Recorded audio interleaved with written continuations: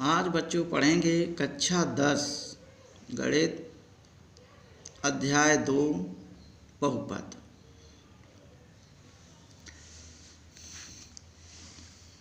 पीछे का सिस्टम अध्याय 1 अभी हम देख चुके हैं। अब हम अध्याय 2 पर चलते हैं, बहुपद। बहुपद में कुछ महत्वपूर्ण सूत्र तथा परिभाषाएं जानना अति आवश्यक है, क्योंकि इनके बगैर बहुपद अधूरा रहेगा। तो देखते हैं, पहला पॉइंट है एक घाती बहुपद को, यानी जिस बहुपद पर एक घात लगी होगी, एक घाती बहुपद को रैखिक बहुपद कहेंगे। यानी जिस बहुपद पर एक घात दिखाई पड़े उसे रैखिक बहुपद कहते हैं। दूसरा पॉइंट है द्विघाती बहुपद को द्विघात बहुपद कहते हैं। अगर किसी बहुपद पर दो घात लगी है तो उसे द्विघात बहुपद कहेंगे। तीसरा पॉइंट है तीन घाती बहुपद को त्रैघात बहुपद कहते हैं। अगर किसी बहुपद पर तीन घाती लगी है या तीन घात लगी है तो उसे त्रैघात बहुपद कहेंगे। चौथा पॉइंट है एक द्विघात बहुपद ax² धन bx प्लस c प्रकार का होता है, जहाँ a b c वास्तविक संख्याएं होती हैं। पांचवा है पॉइंट एक द्विघात बहुपद के अधिक से अधिक दो शून्यक होते हैं। मतलब अगर कोई द्विघात बहुपद है तो दो से अधिक उसके शून्यक नहीं हो सकते। इसी प्रकार अगर त्रैघात बहुपद है तो उसके अधिक से अधिक तीन शून्यक ही होंगे, यानी तीन से ज़्यादा नहीं हो सकते हैं।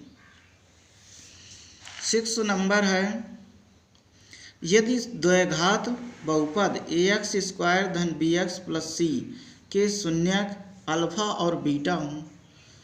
मान लिया हमने कि ax² धन bx प्लस c के शून्यक अल्फा और बीटा दिए गए हैं, तब अगर हम अल्फा और बीटा का योगफल ज्ञात करें तो ये होगा -b/a। -b/a का मतलब होता है x का गुणांक माइनस चिन्ह पहले, x का गुणांक है b बटे x² का गुणांक। तो यहाँ से हम मूलों का योगफल ज्ञात कर सकते हैं, यानी मूलों का योगफल अर्थात अल्फा धन बीटा बराबर -b/a, और अल्फा इंटू बीटा का मतलब है मूलों का गुणनफल। मूलों का गुणनफल बराबर होगा c/a। c है यहाँ अचर पद और a है x² का गुणांक। तो इस तरीके से मूलों का योगफल और मूलों का गुणनफल ज्ञात कर सकते हैं। अगला नंबर है 7। यदि अल्फा बीटा गामा त्रैघात बहुपद ax³ धन bx² धन cx प्लस d के शून्यक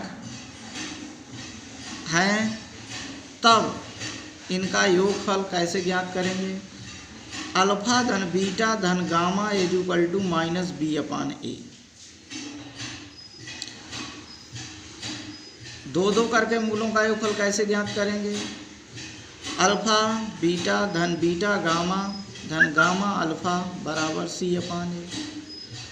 इनका गुणनफल कैसे ज्ञात करते हैं। Alpha beta gamma equal to -d/a। 8 number है भाज्य बराबर भाजक गुणे भागफल धन शेषफल। ये सूत्र पीछे भी पढ़ के आए हैं, एल्गोरिथम में इसको दिखाया था, जहाँ पर हमने HCF ज्ञात किया था। और 9वां पॉइंट है एक बहुपद px के शून्यक उन बिंदुओं के x निर्देशांक होते हैं जहाँ y बराबर px का ग्राफ x अक्ष को काटता है। तो ये तो रहे इनके मुख्य पॉइंट। इनके आधार पर हम अगले अध्याय अगली प्रश्नावली को पढ़ा जाएगा। तो आज का वर्क यही है बच्चों कि इन पॉइंटों को, इन सूत्रों को तुम्हें कंप्लीट करना होगा। तत्पश्चात अगले दिन इसकी प्रश्नावली को शुरू किया जाएगा।